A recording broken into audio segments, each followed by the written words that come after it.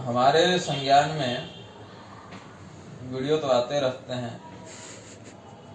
इस बार एक ऐसे व्यक्ति का वीडियो आया है जिसकी कीर्ति बड़ी दिव्य है। अब उसकी क्या कीर्ति है, उसमें क्या दिव्यता है, ये तो बात नहीं पता, लेकिन लोगों को लगता है कि डिग्री होल्डर हो जाने से हम कुछ भी बोल देंगे, किसी भी विषय पर बोल देंगे। मेरी इच्छा थी कि स्वस्थ होकर स्वास्थ्य लाभ की पूर्णता पर ही हम कोई वक्तव्य अपना जारी करें।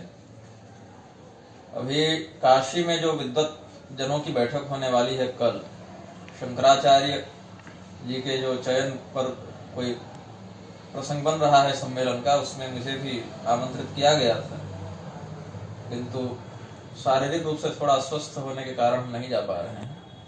किंतु हमने अपना वीडियो वक्तव्य जो मत में था वो भेज ही दिया है। अस्तु, वर्तमान विषय है कि जो सीता जी के प्रसंग में विकास दिव्य कीर्ति ने जो रामायण का श्लोक वर्णित किया, बहुत विस्तार से तो मैं नहीं अभी बोलूंगा इस पर, क्योंकि लोग बोल ही रहे हैं। उसमें कुत्ते से उच्छिष्ट हुए भविष्य के समान भगवती सीता जी को त्याज्य बताया भगवान ने। सारी ही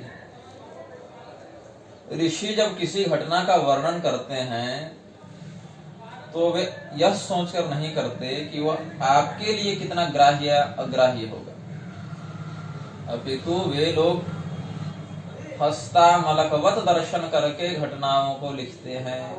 इसका अर्थ है कि हाथ में रखे आंवले को समग्र रूप से देखने वाला व्यक्ति उसका समग्रता से वर्णन करता है। उसी प्रकार से ऋषिजनों ने घटनाओं को वामपंथ से, नारीवाद से, राजनीति से, ये सब से प्रेरित होकर नहीं लिखा, यथावत लिखा। भगवान श्री रामचंद्र जी ने भगवती सीता जी को कुत्ते से चाटे भविष्य के समान कह के कोई निंदा नहीं की है। रावण को कुत्ते के समान बताते हुए कहा, यह भी कहा जैसे सूने घर से, ऐसे भी उदाहरण शास्त्र में उपलब्ध है। रावण ने सीता हरण कैसे किया? आपके घर में कोई वस्तु रखी हो, खाद्य वस्तु, और उस सूने घर में, निर्जन घर में कोई कुत्ता प्रवेश कर जाए और उसे भक्षित कर ले, उसे ले जाए। घर में रोटी पड़ी है लेकिन दरवाजा नहीं लगा तो कोई कुत्ता घुसा, वह ले गया।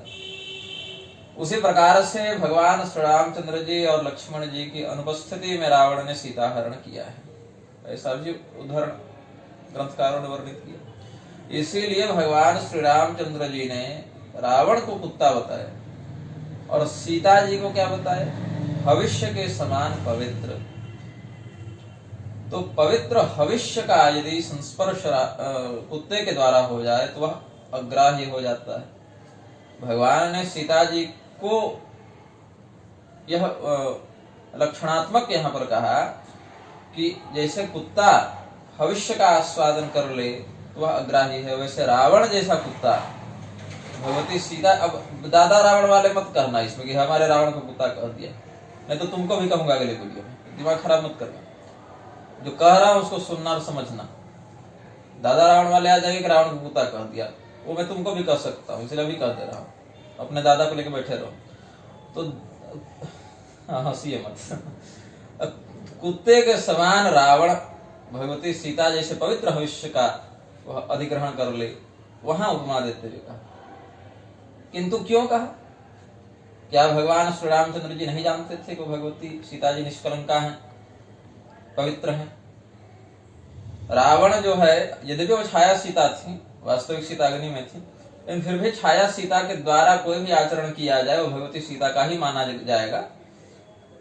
तो छाया सीता हो या वास्तविक सीता हो, ये भी कुछ लोग कह रहे हैं कि नहीं वो वास्तविक नहीं थी इसलिए भगवान ने ऐसा कह दिया, वास्तविक सीता ऐसा नहीं कर सकती, उनके प्रति ऐसा भाव नहीं हो सकता। ये तो अलग बात हो गई, चित्त पोषण हेतु कह दिया। लेकिन जब रामदूत में मातु जानकी सत्य शपथ करुणा निधान की हनुमान जी ने कहा, तो छाया सीता तो जनक नंदिनी नहीं थे, फिर भी उनके लिए जानकी शब्द ही आया, तो उनको सीता ही मानना चाहिए।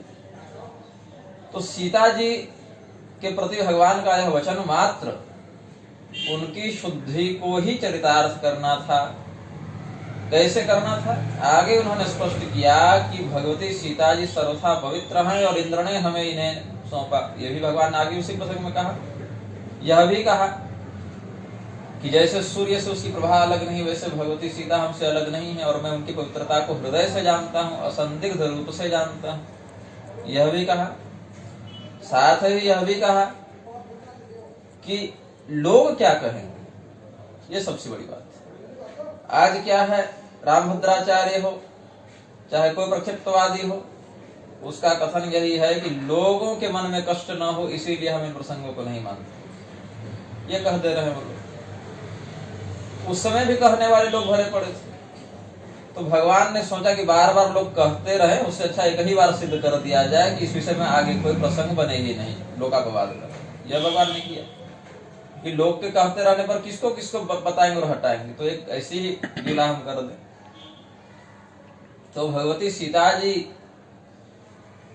जिस आसन पर विराजमान है, भगवान श्री रामचंद्र जी के वामांग में, उस आसन पर कोई दुष्चरित्रा स्त्री नहीं बैठ सकती, तो इसलिए भगवती सीता के सच्चरित्र का प्रकाशन भी वहां पर अनिवार्य था। तो भगवती सीता जी के ऊपर उनके रानी के रूप में, उनके साम्राज्ञी के रूप में आरूढ़ होने का, सिंहासनारूढ़ होने का कोई खंडन न करे, कोई अश्रद्धा उत्पन्न न करे, इसके लिए भगवान ने किया। फिर सीता जी से जो पुत्र उत्पन्न होगा उसे लोग रावण का पुत्र न बताने लगे यार, ये भी एक बात है। उसके लिए भी भगवान उनके चरित्र का शोधन वहां पर प्रस्तुत किया सबके समक्ष। तो इस प्रकार से हम देखते हैं कि भगवान श्री रामचंद्र जी ने अग्निदेव से भी कहा, लक्ष्मण जी से भी कहा कि मैं तो जान ही रहा हूं और मैं कह दूंगा तो लोग मान भी लेंगे, लेकिन यहीं पर कुछ लोग कह सकते हैं कि इतनी सुंदर पत्नी के मोह में आकर कामातुर होकर राम ने अशुद्ध सीता को भी शुद्ध बता दिया और ग्रहण कर लिया। ऐसा जो कोई बाद में प्रपंच करे, इसीलिए हमने इस बात से, ये तो सिद्ध करने के लिए सीता जी के साथ अग्नि परीक्षा वाली बात कही।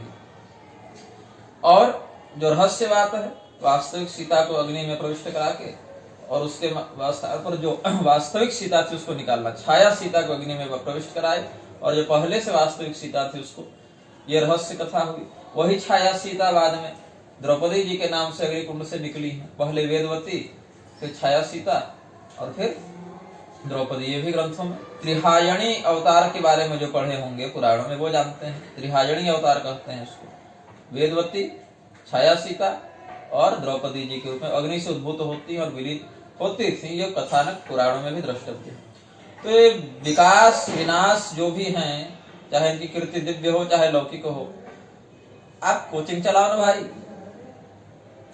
तुम धर्मगुरु तो हो नहीं। कुमार विश्वास कविता करते हैं, उनको राम कथा करने का शौक चल रहा है, तो भैया कोचिंग चलाओ ना।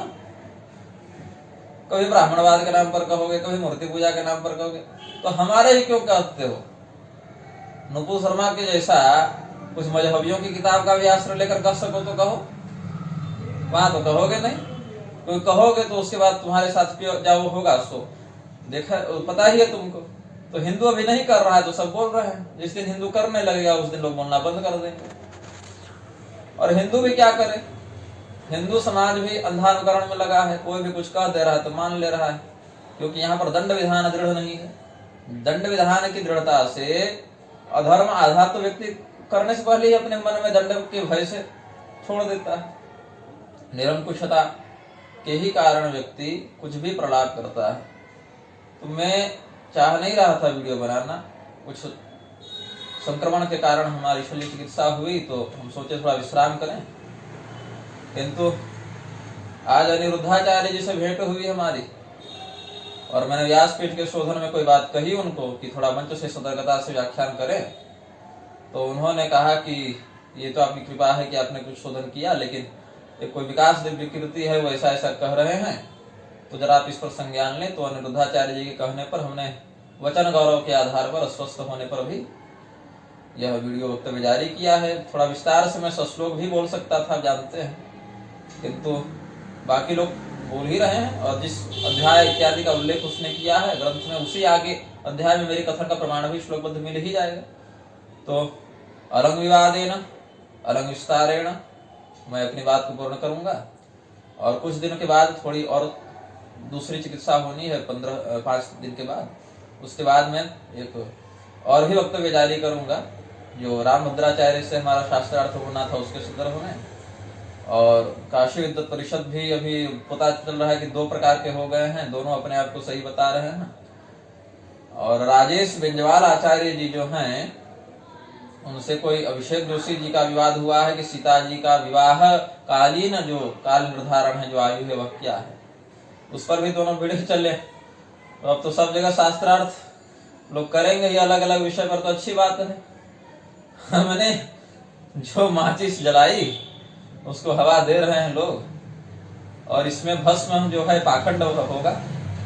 इस अग्नि में जो अशास्त्रीय पक्ष है उसको भस्मीभूत किया जाएगा। तो एक बात है कि पहले लोग कहते नहीं थे उतना मुखर होकर, कुछ कहते भी थे तो नाम नहीं लेते थे, लेकिन अब मुझे प्रसन्नता है इस अभियान में लोग अलग अलग शास्त्रीय विषयों पर कम से कम मनन चिंतन तो कर रहे हैं, मुखर होकर बात तो कर रहे हैं। इस शास्त्र मंथन से जो सदर्थक प्रकाशन होगा वह सनातन को भविष्य में बहुत दृढ़ता प्रदान करे, ऐसी हमारी मंगल कामना है। और आचार्य राजेश बेंजवाल जी का जो पक्ष है, सीता जी का जो विवाह कालीन काल निर्धारण उन्होंने 6 वर्ष किया, 6 वर्ष की आयु में उनका विवाह हुआ, वह हमारे शास्त्र ज्ञान के आधार पर उचित है, शास्त्र सम्मत है और ऐतिहासिक पौराणिक रामायण इत्यादि के प्रमाणों से पुष्ट भी है।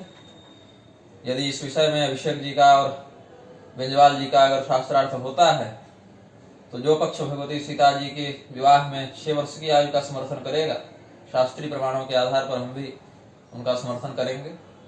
विशेष स्वास्थ्य लाभ के अंतर हम इस पर चर्चा करते हैं। जय श्रीमन नारायण।